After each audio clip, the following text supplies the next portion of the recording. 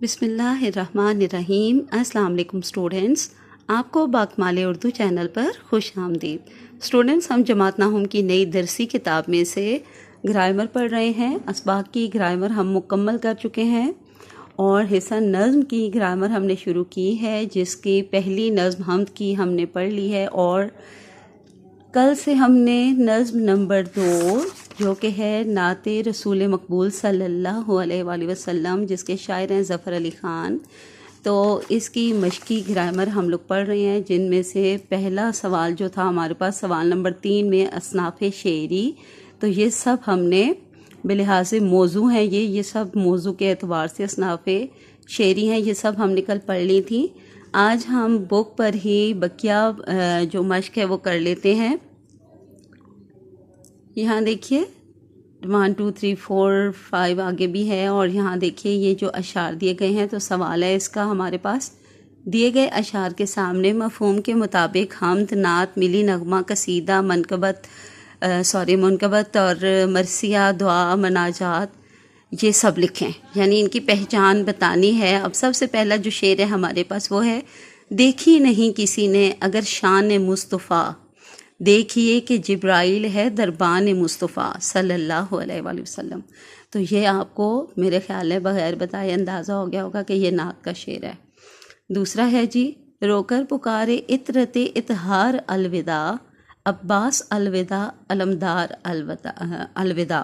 تو میرا خیال ہے یہ بھی آپ کو اندازہ ہو گیا ہوگا، میر انیس کا یہ مرثیہ ہے، ٹھیک ہے، تو یہ مرثیہ کا شعر ہے۔ نمبر 3 پر دیکھیے، جب شاہ نجف معین و ناصر ہوئے، کیوں سب میں ناممتاز یہ ذاکر ہوئے۔ تو یہ بھی مرزا دبیر کا مرثیہ ہے، اور اس میں سے کا ایک شعر لیا گیا ہے۔ آگے نمبر 4 پہ دیکھیے، لب پہ آتی ہے دعا بن کے تمنا میری، زندگی شمع کی صورت ہو خدایا میری۔ تو یہ علامہ اقبال کی نظم دعا کا شعر ہے، ٹھیک ہے۔ چلیں آگے دیکھتے ہیں۔ نمبر 5، آؤ بدلیں پرانا چلن دوستو، ہم وطن دوستو، دیس اپنا ہے یہ، اپنی دولت ہے یہ، صوفی غلام مصطفیٰ تبسم کا یہ ایک ملی نغمہ ہے، ٹھیک ہے، تو یہ ہم نے لکھ دیا۔ آگے نمبر 6 میں، بزم سلطانی ہوئی آراستہ، کعبہ امن و اما کا در کھلا، شاہ روشن دل بہادر شاہ کے ہے، راز ہستی اس پہ سر تا سر کھلا۔ تو بزم سلطانی یعنی سلطان کی انجمن، اور بہادر شاہ کا نام بھی ہے، تو یہاں پہ آپ کو پتہ چل گیا ہوگا کہ یہ قصیدہ ہے، مرزا اسد اللہ غالب نے بادشاہ کی شان میں یہ قصیدہ لکھا ہے، ٹھیک ہے۔ آگے دیکھتے ہیں نمبر 7 میں، تو وہ ہے جو ہر ایک بگڑی سنوار دے، میری مراد بھی میرے پروردگار دے، کونین میں ذلیل نہ کر سب کے روبرو، ایمان و عیش و دولت و عز و وقار دے۔ تو اس میں جب ہم اللہ تعالیٰ سے کوئی شکوہ کر رہے ہوتے ہیں، یا پھر اللہ تعالیٰ سے ہم کچھ جو ہے وہ طلب کر رہے ہوتے ہیں، کچھ مانگ رہے ہوتے ہیں، فریاد اور التجا کر رہے ہوتے ہیں، تو وہ مناجات ہوتا ہے، ٹھیک ہے۔ تو یہ ہوتی تو ایک دعا ہے، لیکن مناجات دعا، صفی اورنگ آبادی کی۔ چلیں آگے دیکھ لیتے ہیں زو معنی الفاظ۔ اسٹوڈنٹس، اب تک آپ کو جو میں نے نوٹس کروائے ہیں گرامر کے، تو ان میں پہلے بھی زو معنی الفاظ آپ کو کروا چکی ہوں، وہاں سے بھی ایک بار پھر آپ لوگ ذرا تعریف وغیرہ پھر دیکھ لیجئے گا۔ یہاں پہ دوبارہ تعریف دی گئی ہے، تھوڑی مختصر ہے، یہ دیکھیے، ایسے الفاظ جن کے 2 مختلف معنی ہوں زو معنی الفاظ کہلاتے ہیں۔ یہ الفاظ ایک معنی میں مذکر اور دوسرے میں مؤنث ہو سکتے ہیں۔ ذیل میں زو معنی الفاظ دیے گئے ہیں، آپ انہیں یاد کریں اور اپنے جملوں میں بھی استعمال کریں۔ لگن ایک معنی ہے اس کا برتن، دوسرا ہے محبت۔ اب یہ ان کے دونوں معنی آپ نے خود دیکھ لینے ہیں، اور اپنے جملوں میں استعمال ان کو دونوں معنوں میں آپ نے کرنا ہے، لیکن یہاں پر میں نے آپ کے لیے ایک معنی میں جو ہے میں نے جملہ بنا دیا ہے، دیکھ لیجئے ساتھ۔ لگن کا، نامدیو مالی لگن سے کام کرتا تھا، ٹھیک ہے، یعنی محبت سے۔ تکرار، جھگڑا کسی بھی ایک معنی ہے بار بار، دوسرا جھگڑا کسی بھی معاملے میں بحث و تکرار نہیں کرنی چاہیے، یعنی کہ جھگڑا نہیں کرنا چاہیے۔ آگے ہے بار کا مطلب ہوتا ہے پھل یا پھر دفعہ، کہ اب میری بار ہے، اب تمہاری بار ہے، ایسے کھیل رہے ہوتے ہیں تو ہم بولتے ہیں نا میں نے تمہیں کئی بار کہا پڑھائی پر توجہ دو، تو یہاں پر بار کا کیونکہ یہ ایک معنی دفعہ ہے تو اس کا معنی میں نے استعمال کیا ہے کہ میں نے تمہیں کئی بار کہا، یعنی میں نے تمہیں کئی دفعہ کہا پڑھائی پر توجہ دو. تو ظاہر ہے کہ ہم نے لفظ کا استعمال کرنا ہے، معنی کا نہیں کرنا، ٹھیک ہے. تو اس لیے ہم نے بار کا لفظ استعمال کیا. چاہ کا ایک معنی کنواں اور ایک محبت. آپس میں چاہ ہو تو مل بیٹھنے کا مزہ بھی آتا ہے، تو محبت کے معنوں میں میں نے جملہ بنایا ہے. مہر ایک معنی سورج، ایک محبت، آپس میں مہر و محبت بڑھانی چاہیے. بوستان کا معنی ہوتا ہے باغ اور ایک کتاب کا نام بھی ہے. گلستان اور بوستان شیخ سعدی کی کتابوں کے نام ہیں. آگے ہے جی لب، ایک معنی ہے ہونٹ اور ایک معنی ہے مونچھ یا کنارہ. تو ہم زیادہ تر کنارے کے معنی میں دوسرا لیتے ہیں، لیکن یہاں پہ مونچھ ہے تو یہ بھی بالکل صحیح ہے. پریشانی میں وہ اپنے لب کاٹنا شروع کر دیتا ہے، یہ میں نے ہونٹ کے معنی میں جملہ بنایا، ٹھیک ہے. آگے ہے جی کف کا ایک معنی جھاگ اور ایک معنی ہتھیلی. ساحل سمندر کے قریب بہت زیادہ جھاگ تھا. ضمیر ایک معنی ہے اس کا دل اور ایک ہے اسم ضمیر، نام کی جگہ پر جو الفاظ استعمال ہوتے ہیں، جو نام استعمال ہوتا ہے، جو لفظ استعمال جو وہ ہے. ضمیر مردہ ہو جائے تو احساس مر جاتا ہے، یہ دل کے معنوں میں استعمال کیا ہے. چلیں اب آگے دیکھ لیتے ہیں.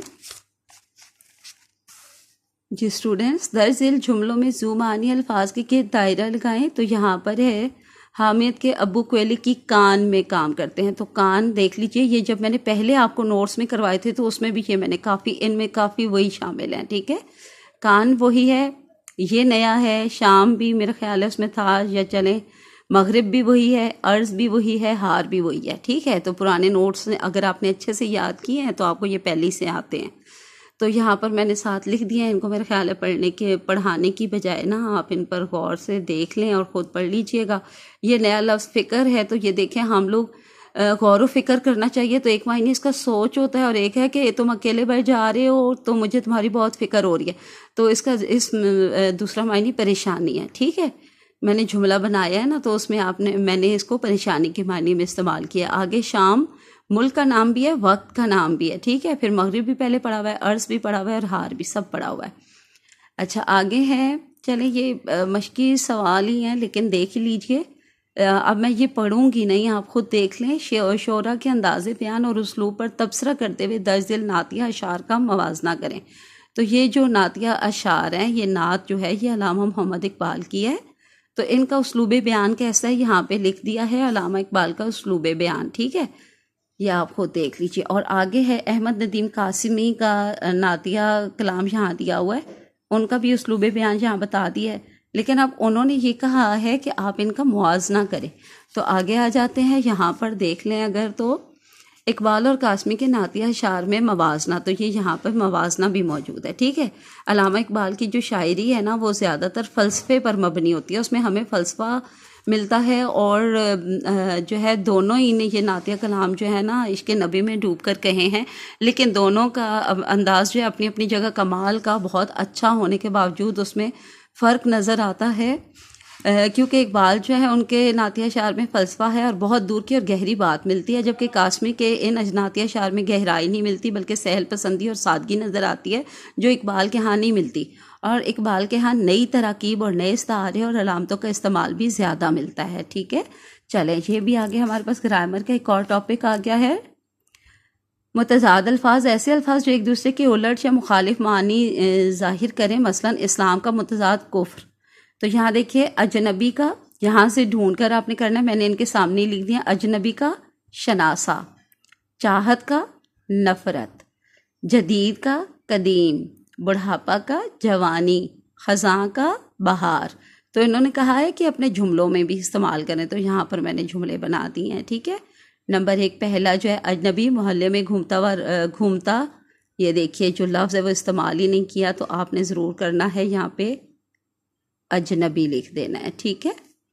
محلے میں گھومتا یہاں پہ آئے گا اجنبی، راستہ بھول گیا ہے. دوسرا دیکھیے چاہت، جو کام دل کی چاہت سے نہ ہو وہ غلط ہی ہوتا ہے. آگے ہے جدید، کمپیوٹر اس دور کی جدید ایجاد ہے. پھر ہے بڑھاپا، بڑھاپا آ جائے تو ساتھ بیماریاں بھی آ جاتی ہیں. اور لاسٹ میں ہے ہمارے پاس خزاں، خزاں میں درختوں سے پتے جھڑ جاتے ہیں. جی میرا خیال ہے کہ ہمارے نعت کی یہاں تک مکمل ہو گئی ہے. یہ آگے نئی نظم ہے تو اس کو ہم انشاءاللہ کل پڑھیں گے. تو ٹھیک ہے، آج کے لیے اتنا ہی کافی ہے. اوکے، اللہ حافظ اینڈ فی امان اللہ.